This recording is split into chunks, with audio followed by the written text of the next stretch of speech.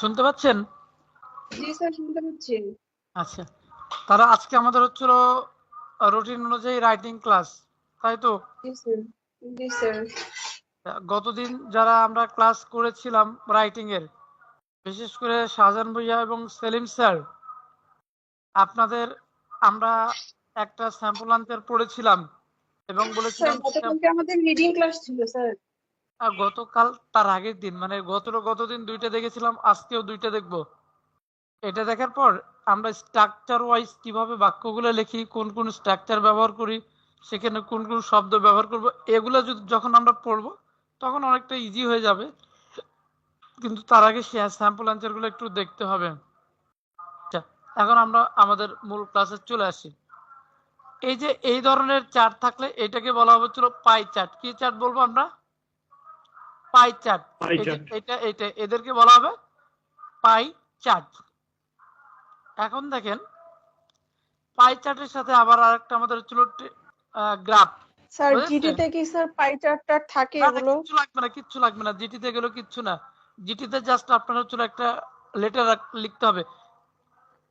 Ma'am, বই পড়ছেন না আপনি? বই তো জি পাওয়া স্যার, গেছে। বই কিনছি, বই নিয়ে আসছি, পড়তেছি। হ্যাঁ, টাস্ক ওয়ান দেখেন, আপনার টাস্ক ওয়ান শুধু রাইটিং, মানে জি আপনাকে, স্যার, দেখছি তো। হ্যাঁ, আপনার এগুলো থাকবে না। আপনার হচ্ছিল খুব ইজি আপনার রাইটিং টাস্ক ওয়ানটা। আপনি একটা হোটেলে ছিলেন, you spend a holiday in a hotel. After staying there, you realized there were some problems. Question may be like that. You have to write an advice to the manager to improve their problems. এরকম question হয়। জি কি বলছে দেখেন, the charts below give information about the amount of types of water in the world. About the amount and types of water in the world. তাহলে পুরো বিশ্বের পানির পরিমাণ এবং প্রকারভেদ সম্পর্কে আমাদের কি দিচ্ছে? তথ্য দিচ্ছে। And also tell the use of water in 3 areas in 3 countries. এবং এও বলে দিচ্ছে বা বলে যে 3টা দেশের 3টা এলাকায় পানির ব্যবহার। এখন আমার কাজ কি? Summarise the information by selecting and reporting the main features. Summarise the information. এটা আমাদের হচ্ছে কমন, প্রত্যেকটা কোশ্চিনে এটা থাকবে, যেহেতু এর আগে আমরা পড়েছিলাম তাই এটা পড়তে চাচ্ছি না। এবার আমরা দেখি পাই চার্ট গুলো আগে দেখে নিই। দেখেন তো, এখানে আমাদের হচ্ছিল এই কোশ্চিনে কোনো সাল দেওয়া আছে? তাহলে সাল দেওয়া না থাকলে এটা কোন ধরনের কোশ্চিন বলেছিলাম আমরা? ইনক্রিজ ডিক্রিজ না কম্পারিজন? কম্পারিজন। হ্যাঁ, শাহজাহান স্যার কিছু বলতে চাচ্ছিলেন, সরি সেলিম স্যার। না স্যার, ওটা বলতেছিলাম যে ওই যে সাল নাই তো, এটা আমরা কম্পারিজন। হ্যাঁ, আচ্ছা, তাহলে এখন আমরা একটু দেখেন, স্যালাইন ওয়াটার হচ্ছিল 97.50, তারপর হচ্ছিল ফ্রেশ ওয়াটার হচ্ছিল 2.50%।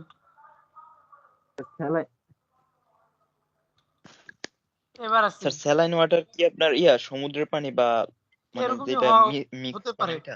ওই এটাই হতে পারে, মানে লবণাক্ত যে পানিটা সেটা হতে পারে। আমি জানি না মানে এক্সাক্ট মানেটা কি, তবে ধারণা করা হচ্ছে সামুদ্রিক এটাই হবে।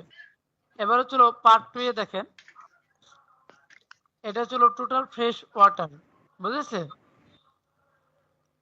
এটা হচ্ছে আমাদের টোটাল বিশ্বের যতগুলো পানি আছে সেগুলো নিয়ে ভাগ করছে। ভাগ করে প্রথমে ছিল স্যালাইন ওয়াটার পাইছে 97.5, আর হচ্ছিল ফ্রেশ ওয়াটার পাইছে 2.5%। আর টোটাল ফ্রেশ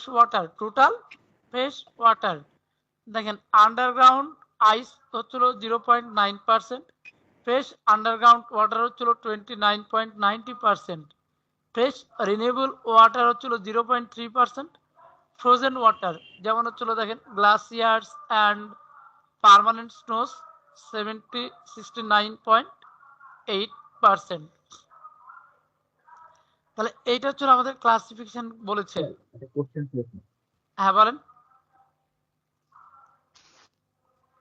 স্যার এই যে এই জায়গায় একটা কথা ছিল স্যার যে রিনিউয়েবল ওয়াটার এটা কি?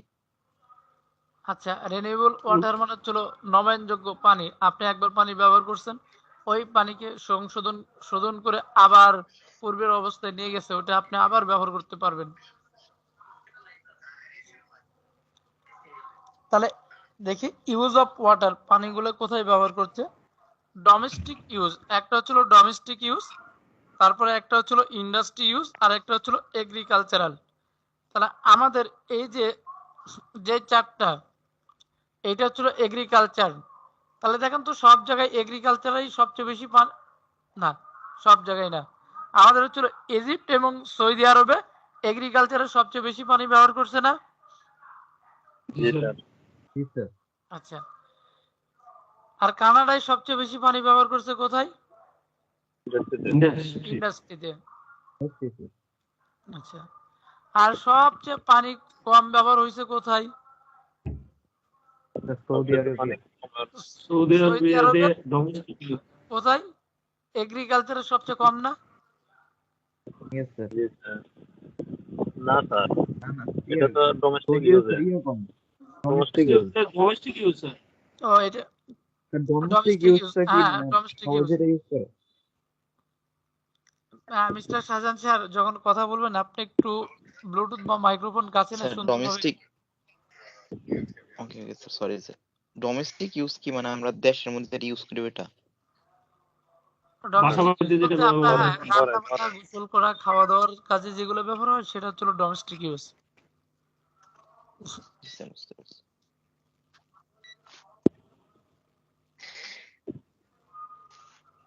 আচ্ছা, তাহলে এবার আসছি আমরা, দেখেন দা গিভেন পাই চার্টস, এখানে কি লিখছে? পাই চার্টস। কেন পাই চার্টস লিখলো? চার্ট আমাদের একটা না দুইটা? দুইটা। আচ্ছা, যেহেতু দুইটা এই জন্য আমরা বলবো the given pie charts depict the quantity. আমাদের এখানে দেওয়া ছিল কি গিভ, আর এখানে লেখা হলো কি ডিপিক্ট।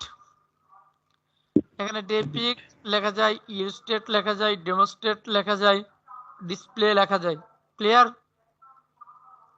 আচ্ছা, তাহলে depict the quantity and sorts of water, এখানে কি ব্যবহার করছে? শর্ট। আর এখানে কি ছিল? টাইপ। তাহলে টাইপের সিনোনিম কি? শর্ট। বুঝতে পেরেছেন? আর এখানে আমাদের ব্যবহার করেছিল কি অ্যামাউন্ট, আর অ্যামাউন্টের সিনোনিম কি? কোয়ান্টিটি।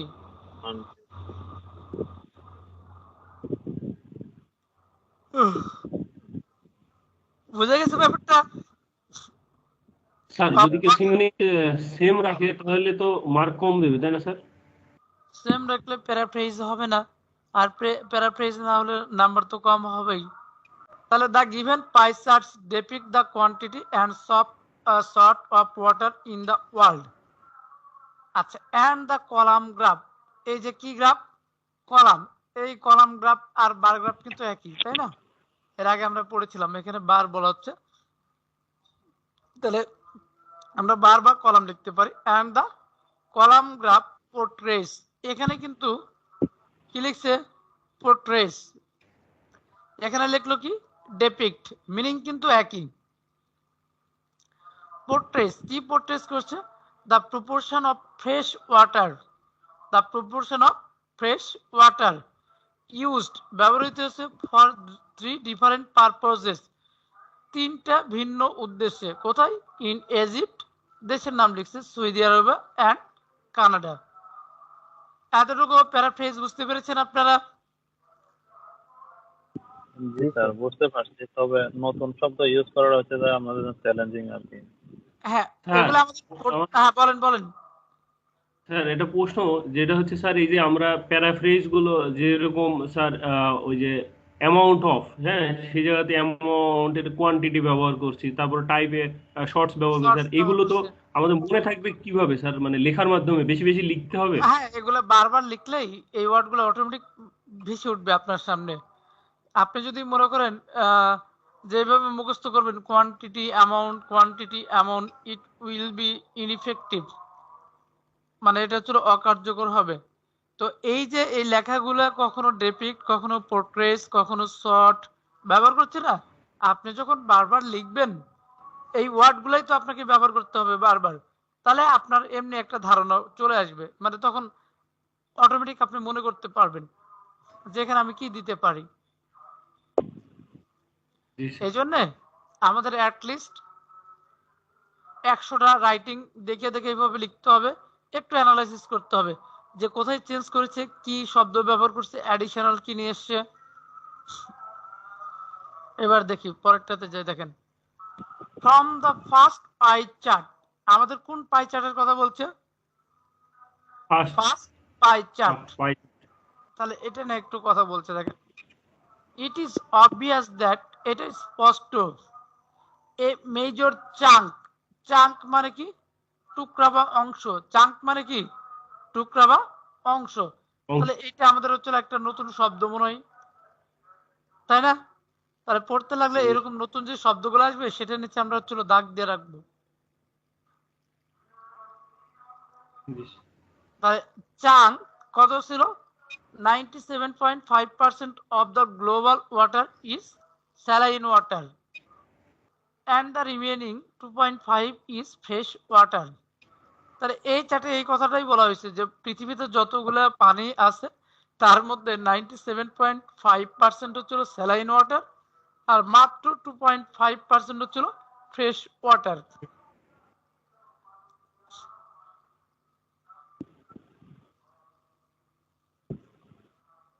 আচ্ছা, এবার দ্য সেকেন্ড পাই চার্ট কথা বলতেছে, দেখেন the second pie chart shows that a little over 2/3 69.8%।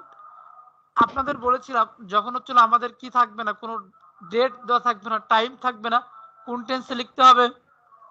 Present indefinite tense. Present তাহলে দেখেন তো এগুলো প্রেজেন্ট টেন্সে লেখা আছে। প্রেজেন্ট ইনডিফিনিটি ঠিক না, প্রেজেন্টের চারটার যে কোনো একটা, প্রেজেন্ট ইনডিফিনিট, প্রেজেন্ট পারফেক্ট হতে পারে, তবে ম্যাক্সিমাম প্রেজেন্ট ইনডিফিনিটেই হয়।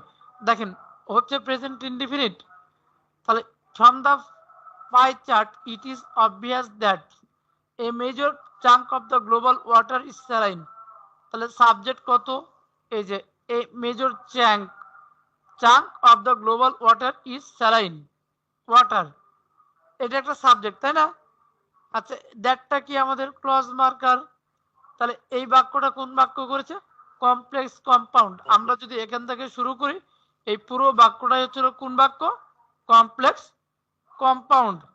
রিডিং এ আপনাদের এটা খুব ভালোভাবে পড়াইছিলাম এবং বলেছিলাম এগুলো আমাদের রাইটিং এ ব্যবহার করতে হবে। তাহলে দেখেন স্যার রাইটিং এ আছে এগুলা।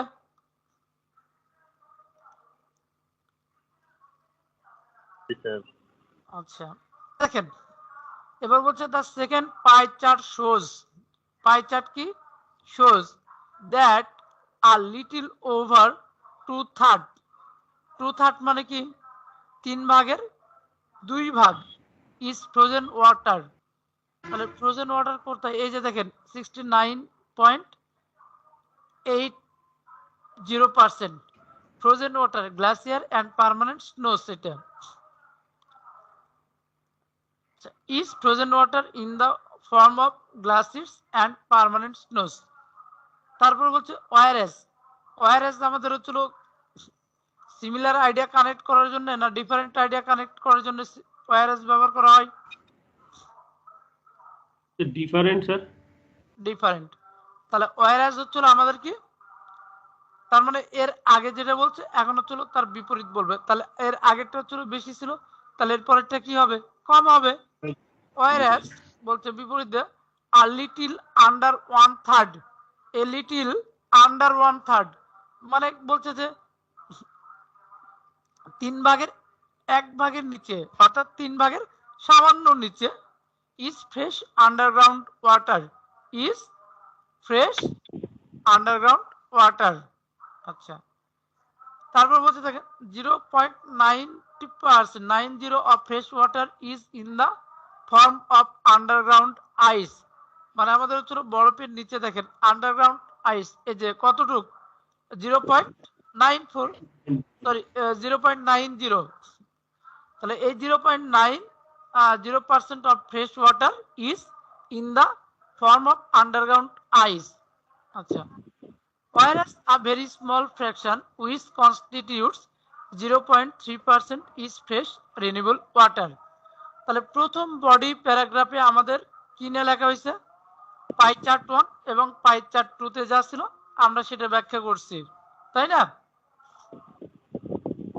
জি স্যার।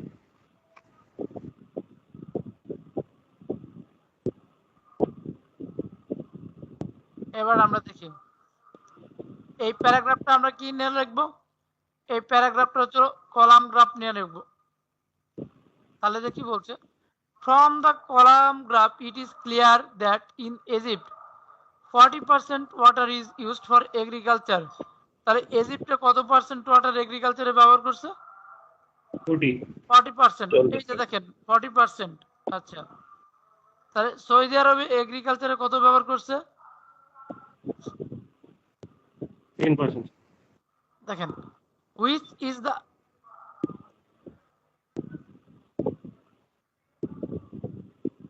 %। আচ্ছা, আর সৌদি আরব কত পার্সেন্ট ব্যবহার করছে? 50%, তাই না?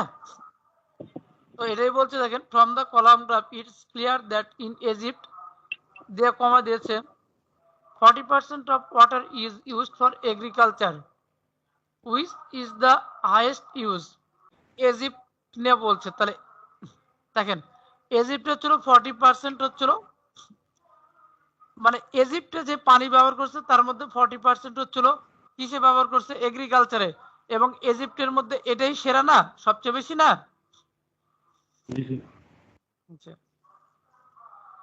Which is the highest use, whereas only 10% and 8% water used for domestic purpose and industry respectively.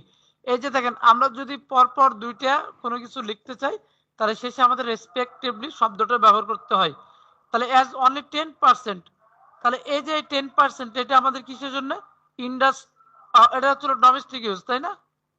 এই যে আর হচ্ছিল ইন্ডাস্ট্রি হচ্ছিল এইটা।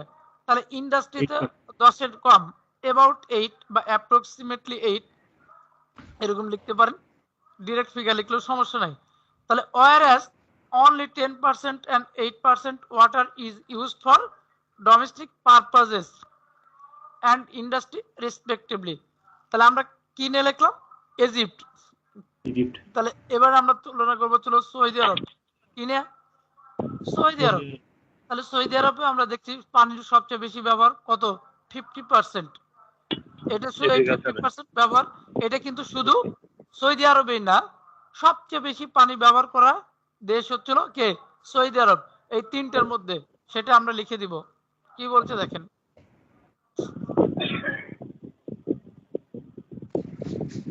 Saudis also use the maximum 50% of water for agriculture. কি ব্যবহার করছে? অলসো। তাহলে অলসো তে আমরা চলো সিমিলার আইডিয়া কানেক্ট করতে পারি, তাই না? Use the maximum 50% of water for agriculture. আচ্ছা, ফুল স্টপ। দেখেন তারপরে লিখছে কি? দে। তাহলে এখানে সৌদি আরব না লিখে কি লিখলো?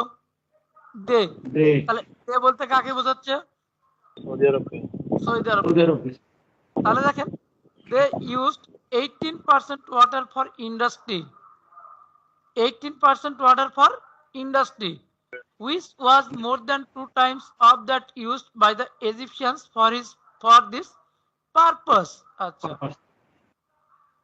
তাহলে ইন্ডাস্ট্রিতে সৌদি আরব দেখেন কত পার্সেন্ট ব্যবহার করছে?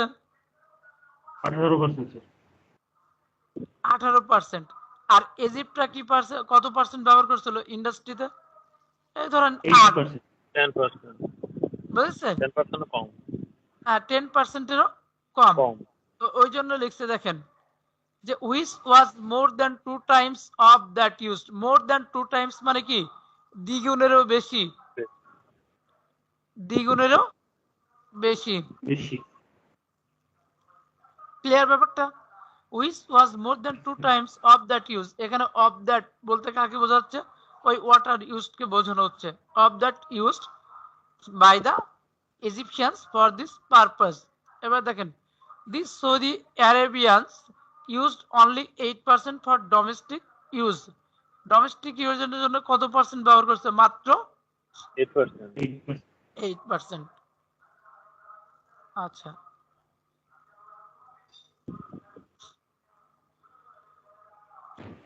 বলছে it is interesting to note that the Canadian use the maximum 47% water for industry. এখন হচ্ছে কানাডা নিয়ে বর্ণনা করছে এবং কানাডাতে বলতেছে ইন্ডাস্ট্রির জন্য এরা কত ব্যবহার করছে? 47%, তাই না? আচ্ছা, তাহলে ইন্ডাস্ট্রিতে সবচেয়ে বেশি কে ব্যবহার করছে? কানাডা। তাহলে আমরা এটা সম্পর্কে আরো দুই একটা লাইন ইচ্ছা করলে লিখতে পারতাম। আচ্ছা স্যার, এখানে একটা কোশ্চেন। হ্যাঁ বলেন। এখানে আমি যদি প্রথমে লিখি কানাডার এগ্রিকালচার নিয়ে, তাহলে কি কোনো সমস্যা হবে? মানে এগ্রিকালচার লিখলাম, তারপরে ইন্ডাস্ট্রি লিখলাম, তারপরে আপনার ডোমেস্টিক ইউজ লিখলাম। আচ্ছা শোনেন, আমাদের নিয়ম হচ্ছিল আমরা যখন গ্রাফগুলো বিশ্লেষণ করব, প্রথমেই আমাদের হচ্ছিল প্রধান যে ফিচার সেটা উল্লেখ করতে হয়। বেশি যেটা ওটা না? হ্যাঁ, মানে উল্লেখযোগ্য যে ফিচারটা হয় আপনি সবচেয়ে বেশি নিয়ে লিখবেন, নাহলে সবচেয়ে কম নিয়ে লিখবেন। আচ্ছা, মাঝামাঝি যারা থাকবে তাদেরকে উল্লেখযোগ্য ধরা হয় না। আচ্ছা, তারপর দেখেন they use 30% for agriculture and around 18% in their households. শেষ। আচ্ছা, আরেকটা বিষয় বলে গেছি, এই যে ওভারঅল যেটা আছে সেটা আমাদের হচ্ছিল উপরে লিখতে হবে এবং ওভারঅলে আমরা কখনোই ফিগার উল্লেখ করব না। তাহলে আমরা লিখতে পারি ওভারঅল কি, it's clear that fresh water is a very precious commodity as only 2.5% of the total water on this planet is fresh. এটা কনক্লুশন, এটা আমরা ওভারভিউ হিসেবে লিখতে পারবো না। এটা আমরা কি করতে পারবো না? ওভারভিউ হিসেবে নিতে পারবো না। এটা হচ্ছিল কি আমাদের হচ্ছিল কনক্লুশন। তবে এই ধরনের কনক্লুশন না দেওয়াই ভালো। এখানে যে কনক্লুশনটা লিখছি না, এটা হচ্ছিল না দেওয়াই ভালো। অনেকটা ব্যক্তিগত ঢুকে গেছে।